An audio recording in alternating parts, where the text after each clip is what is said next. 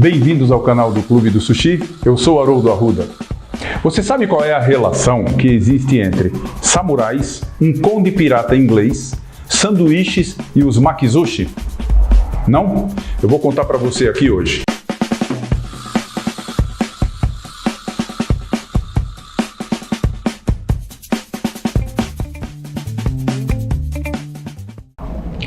Então, pessoal, a história do Japão é fascinante, né? Principalmente aquela parte que a gente vê nos filmes, daqueles samurais fantásticos que sacam uma espada e enfrentam 10, 20 de uma vez só. Tinha uns caras realmente que faziam isso. O maior de todos, que era o Miyamoto Musashi, ele tem até um passo de luta dele que ele mata 8 com um movimento de borboleta, que ele chama lá, um movimento super difícil.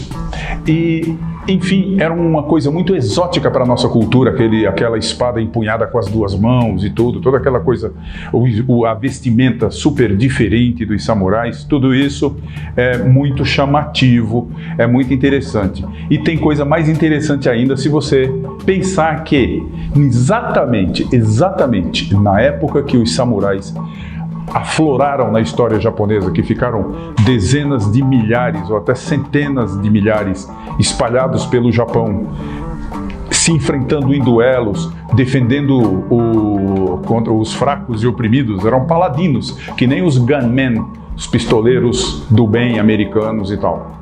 Mas tinham os do mal também. Mas o interessante é o seguinte: nessa mesma época foi que apareceu o sushi como ele é hoje, o Edomae Sushi. Né? Nós temos ainda o Kansai Sushi, que é da região de Osaka, mas o Edomae Sushi, que é da região da Baía de Tóquio, né? Edomae, Baía de Tóquio. Esse sushi é da época dos samurais errantes, os Ronin.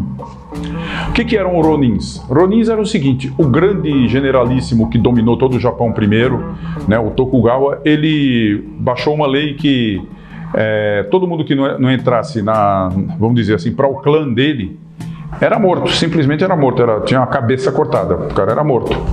E os seus samurais, pelo código de ética do samurai, eles não arrumavam outro patrão, eles ficavam errantes.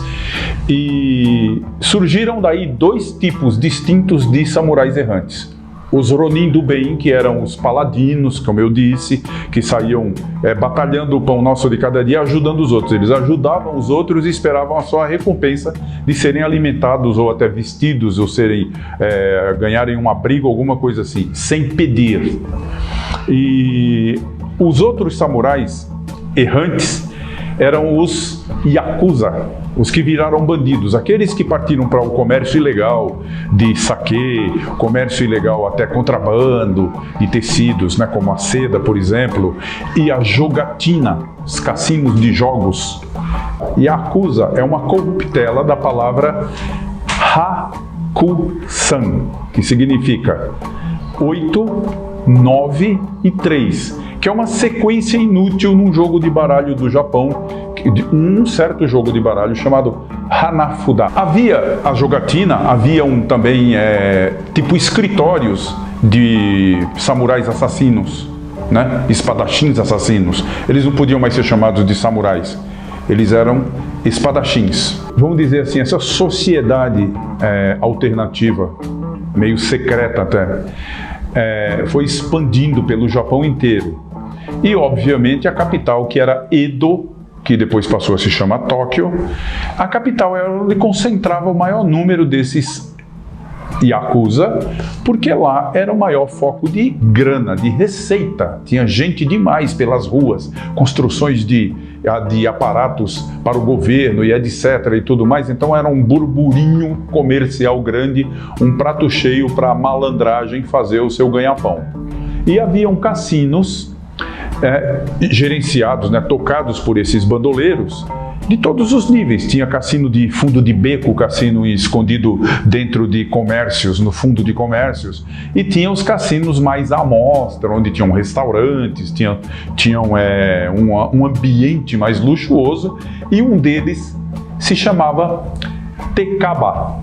Tekaba significa casa de teca. Teca é uma madeira bonita, leve, branca, clarinha, né? E ba é de ia. Tekaya se pronuncia Tekaba, que que significa casa de teca. O que acontece? Os jogadores da casa de teca, eles sentavam no chão com roupas mínimas para poder não esconder cartas, praticamente usavam só uma sunga, que é a sunga japonesa chamada de fundoshi, e eles com a espada do lado ali, e tinham que jogar esse baralho que é super complexo. Cada carta tem 4 cartas com uma capa, então eles ficavam jogando e fazendo tentando manipular as cartas de modo que o adversário não visse. Cada um tinha que estar de olho nas cartas de seu adversário e nas suas próprias cartas, e jogavam dias a fio. Quem conhece viciado em jogo sabe, né? O jogador joga dias, joga de um dia para o outro, joga 2 dias sem dormir. Então, precisava se alimentar. E o que serviam de alimentação nesse cassino? Tinha as coisas comuns que tem no Japão: udon, ramen, onigiri e sushi. E um dos prediletos dos jogadores, eles pediam que enrolassem as folhas de alga com o arroz de sushi, com o shari, com recheio de atum, cortado em pedaços, que eram 6 apenas. A tradição japonesa se corta makizushi em 6. Eram cortados em 6 e o jogador podia comer sem precisar tirar o olho das cartas. Ó, botar as cartas aqui na mão, estou com as cartas aqui e vou trocar as cartas para essa mão aqui e molho o tekamaki, o makizushi, que era o maguromaki de atum, né? Sushi de atum, enrolado de atum. Molha no shoyu e come sem tirar o olho das suas próprias cartas. Ó, tô de olho aqui e tô comendo. E esse rolinho ficou famoso com o nome de tekamaki, rolinho da casa de teca. Por que tekamaki? Rolinho, maki, da casa de teca, tekamaki. Virou esse nome, ficou o apelido, tekamaki, em vez de maguromaki, entendeu? E tekamaki é muito mais bonitinho, né, o nome. Acontece que nesse cassino esse cassino era frequentado por um cidadão feio pra caramba, mais bravo do que feio. Dizem que ele era até um assassino profissional, que o apelido dele era Capa. Por que o apelido dele era Capa? Porque ele parecia um capa. Capa é um bicho da mitologia japonesa, que é que nem tipo o nosso Saci Pererê, ou a mula sem cabeça, ou a capora. Mas ele é um bicho que parece um lagarto, tem um bocão, e ele é verde, né? E come pepino. Ele é um devorador de pepino. E esse feioso, que era frequentador do cassino, era vegetariano. Nessa flor de pessoa, assassino profissional, era vegetariano. Então ele pedia que fizesse os rolinhos dele com recheio de pepino.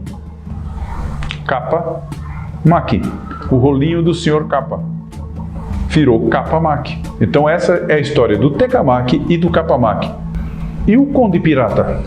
Cadê o Conde Pirata? A relação é exatamente o jogo. Não exatamente o jogo japonês, o Hanafuda, mas o bridge, o famoso jogo de baralho inglês. Havia, há algum tempo atrás, há uns séculos atrás, eu acho que no século XIX, eu acho que antes, viveu um inglês chamado Sandwich, Conde Sandwich. Né? A gente conhece sanduíche de nome, né? Sanduíche do nome do lanche. Mas foi ele quem criou o sanduíche. O que ele fazia? Ele pedia para o mordomo dele colocar pão de forma, né, o pão inglês, com queijo no meio, queijo brie. Ele adorava esse queijo brie. E ele colocava queijo brie entre 2 fatias de pão e comia enquanto jogava bridge. Ficava lá jogando bridge com a galera dele lá, com os condes e nobres em geral e tal. E ele comendo o sanduíche. Ele pegava e cortava aqueles sanduíchezinhos triangulares, né, tradicionais ingleses, e ele ficava comendo com uma mão e segurando as cartas com a outra, e ele não se distraía dessa maneira do jogo. Então a relação entre sanduíche, entre sushi, um conde pirata inglês e samurais, essa relação, é o jogo de baralho. Foi assim que ambos os pratos foram criados, jogando baralho, e essa é a história do tekamaki, a história do kappa-maki e, de quebra, a história do sanduíche, que é uma das coisas mais apreciadas no planeta, né? Todo mundo come sanduíche de uma maneira ou de outra. Muito obrigado. Inscrevam-se no canal, toque o sininho para a gente te enviar as notificações. E muito obrigado. E rumo aos 1000, hein? Vamos lá.